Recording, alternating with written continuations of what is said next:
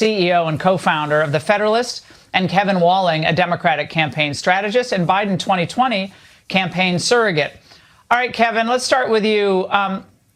What you saw last night with the White House sending Joe Biden out to reassure the country, and when in fact he again could not name a major leader of a foreign country that we deal with on a regular basis, you say?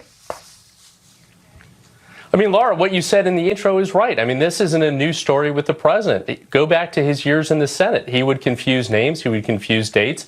That's nothing new. It's nothing new in American politics. You know, Sean, my friend here on the panel, worked for a guy named Rick Perry out of Texas who, you know, we forget that, you know, in his debate performance, couldn't name the 3 departments that he wanted to get rid of on national television. So politics is not new to these kind of missteps, and missteps aren't new to this kind of politics. And I think what you saw last night is a president upset about this report, upset specifically about the mention of Beau Biden, and wanted to deliver a rebuke to the American people and to Special Counsel Hur, which is what we saw play out. Kevin, I don't want to say you can't believe what you're saying, but I mean, come on. I mean, Sean, I don't want this to be 2 against 1 because this is so obvious what's going on here. But is it fair? I mean, these are just verbal gaffes at times and memory lapses that we all have.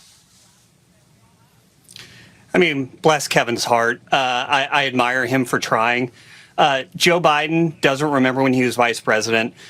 He doesn't remember when his own son died. He doesn't remember where his son died. The question I wanted to hear last night from the press was, Mr. President, what day is it? Mr. President, what year is it? When were you inaugurated? Because the fact of the matter is that Joe Biden's brain is broken. We all know it. And the country is broken. And my worry right now is that we are at such a dangerous moment, both internally and what we face externally from foreign enemies. This man is not capable of handling this job, and he needs to go. Today on CNN, there was a fact check, not about Trump. One thing that President Biden said is basically that he stored the documents in filing cabinets that could be locked. Let's listen.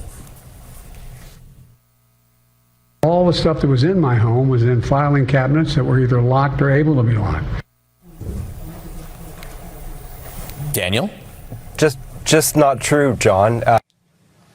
Kevin, is that just more of a memory lapse, or is that just, what is that? I mean, that's just false. I mean, the special counsel said it's false, and CNN, no fan of President Trump, obviously. You can't even spin that.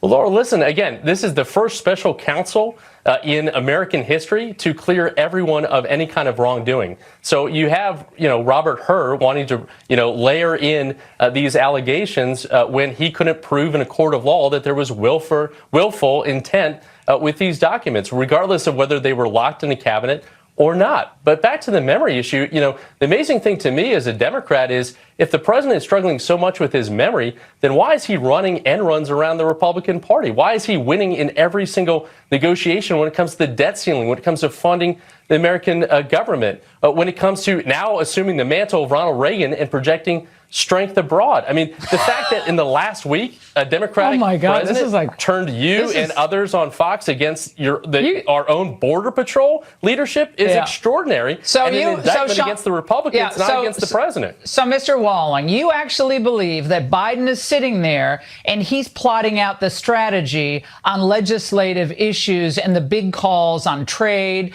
and the Middle East.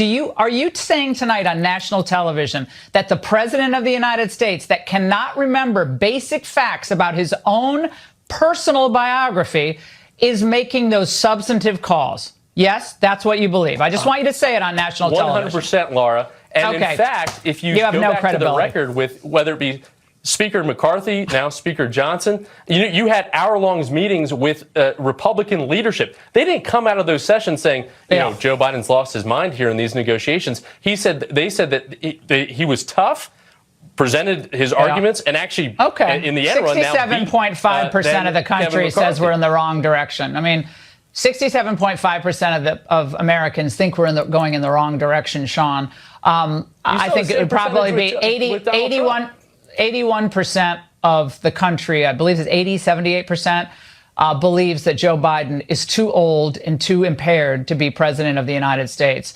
But Sean, look, the White House counsel spokesman, Ian Sams, came out today to try to sell the narrative that they think will work. Watch. I think the public is smart, and I think that they can see what's going on. I think that they see a president who fully cooperated. I think they see a president who did the right thing. I think that they can see and understand, when people are gratuitous and make comments that they shouldn't make and that are beyond the remit of a prosecutor to do. Sean, the drinking game word of the day is gratuitous. They're all on the same page on that. What's the big takeaway? That he cooperated?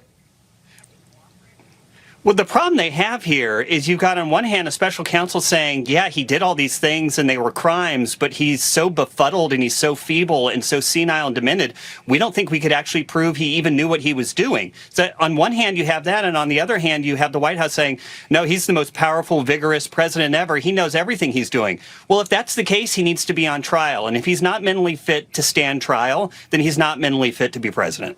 Sean, Kevin, thanks so much. Vigorous debate. All right, Democrats, as we said, are trying to destroy the man who did tell the truth about Joe Biden. Professor Jonathan Turley reacts next.